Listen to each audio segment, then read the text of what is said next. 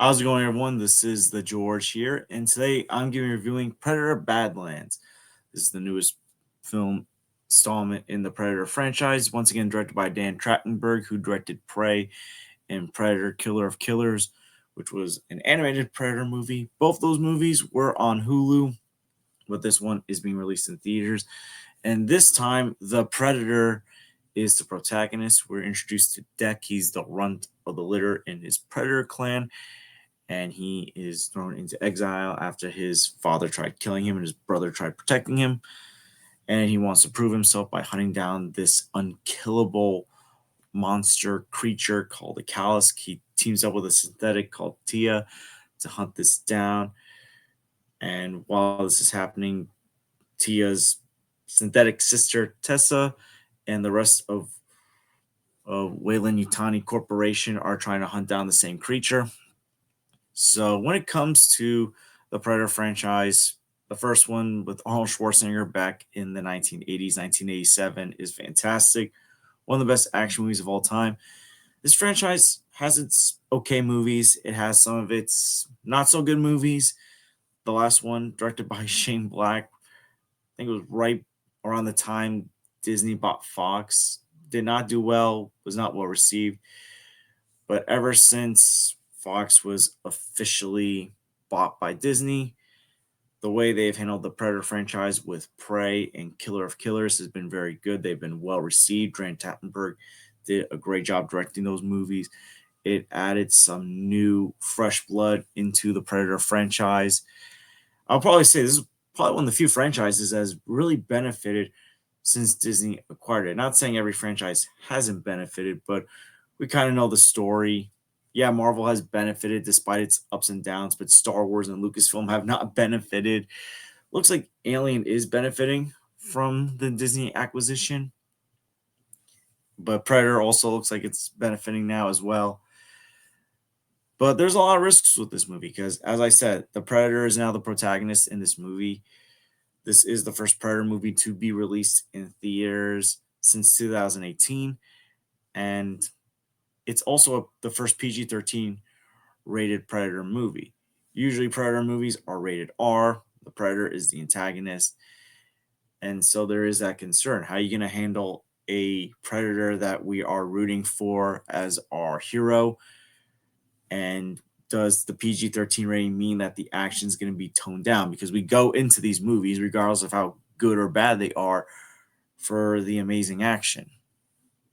And I have to say, the risks that Trachtenberg takes with this movie works pretty well. I really enjoyed going on this journey and watching Deck's development from the runt of the litter, being outcasted, seeing his growth, seeing him learn what it takes to be a predator, to be a hunter, as well as at first reluctantly working with this synthetic that is torn in half and this other little alien that the synthetic names Bud, to becoming friends with them and working together with them, seeing that happen because Trachtenberg has done such a great job with the Predator franchise that it feels like these ideas that he had that he incorporated into this movie, if someone else had done it, there would have been a good chance that they would have fumbled it badly.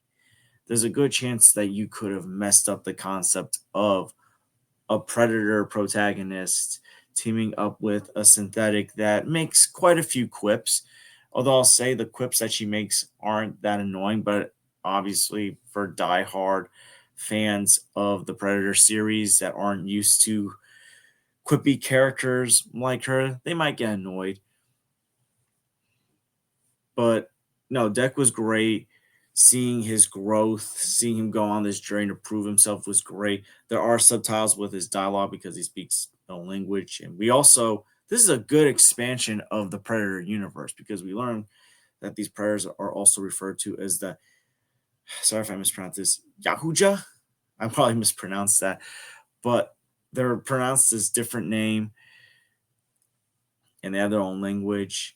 It does get a little annoying at the beginning of the movie when he's interacting with his brother, and the subtitles look the same, so it's kind of hard to tell unless the other character is mentioning the other character's name.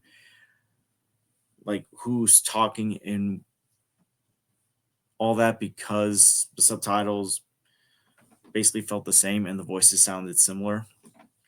But overall, the journey we see Deck go on is great. Um, Elle Fanning as the synthetic Tia. She also plays Tessa. I enjoyed her as Tia. Definitely a different kind of synthetic than what we're used to. I like that these movies because obviously synthetics were introduced in the Alien franchise. They're more connected with the Alien series. We always get these different kind of synthetics. Like remember in the first Alien movie, you got Ash, who was basically the douchebag synthetic, and in Alien Romulus last year, we had a really good synthetic character in that movie. And here we got one that is still learning, but at the same time, she's helping Deck. But then you got Tessa, who's the more antagonistic synthetic of this movie. That's that like, we gotta get the mission for done for the corporation mentality kind of thing that's happening. Elle Fanning was fine as well. The character Bud, when this character was introduced, this little alien character, I thought it was going to be one of those annoying alien side characters, but Bud was actually a really good introduction into the movie, a really good addition to the movie. Sorry about that. So I would say there's no annoying characters in this movie, no Disney-fied characters, although there might be some elements that remind you of Mandalorian in this movie. When Thea gets inter-equipped, some people might think this feels like a Marvel character where she belongs in a Marvel movie, but I didn't mind that stuff. Some of the cinematography in this movie, some of the screenshots of the planet Genna that Deck is on to hunt this creature called the Callus. Some of the shots reminded me of how Pandora looks. Now, it doesn't look as good as James Cameron's camera work, but it definitely has some really good visuals in there. The visuals and special effects look really good in this movie. And the action was not toned down. It was not watered down because of the PG-13 rating. Apparently, the movie's rated PG-13 because there's no human characters that die. There's no human blood and gore that is shown. It's alien goo, blood, gore. It's alien body parts getting decapitated, getting torn off. It's alien characters getting killed. It's synthetics that are getting killed, that are getting their limbs torn off. So because of that, because there's no human blood, it was rated PG-13. And I don't really think there was any curse words, or if there were only like a few curse words. So I guess because the language was fine and there was no human death or blood, that's why I got a PG-13 rating. But it's not toned down. The Predator kills, they go all out. That definitely felt like pure Predator action in the movie as well. Whether he's fighting against the synthetics, this Callus, or these plant-like alien creatures that are coming to life that are trying to get Deck, action was fine. Action was not disappointing. I would probably say the movie plot points, while they do feel fresh and different for the Predator franchise, you're gonna feel like you've seen it in other franchises.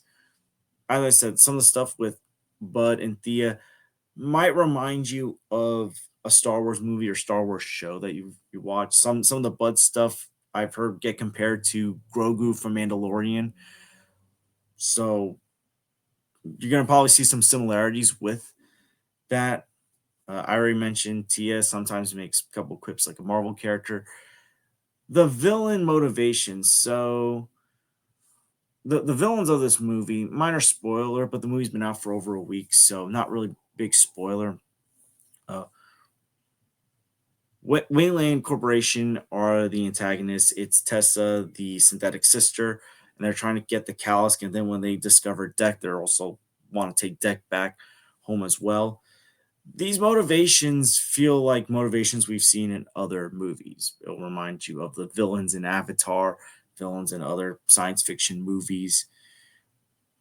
Movies where characters, antagonists go to a different planet or maybe even island or world, find a creature and they want to take it back home for their own personal use. You probably feel like you've seen it so many times in other movies. And I get it. This is the first time that they're trying to put a different antagonist into a Predator movie that's not the Predator. But the villain motivations felt stale, felt predictable. Well, like right when you see these other synthetics on the planet besides Thea, you have an idea of where the movie's gonna go. So it does get predictable at some point in the movie. But besides that, at least for the Predator franchise, everything else felt more fresh and unique. Now, do I want to see the Predator franchise go in this direction where we get more Predator characters like Deck that are the protagonists? Maybe a once in a while kind of thing. I enjoy what they've been doing with Prey and Killer of Killers, where predators in different time periods are facing off against other humans or other killers. I don't know if I want to make this a usual thing because on one hand, I was invested into Deck's story arc. And if they ever revisited that, I wouldn't be opposed to it.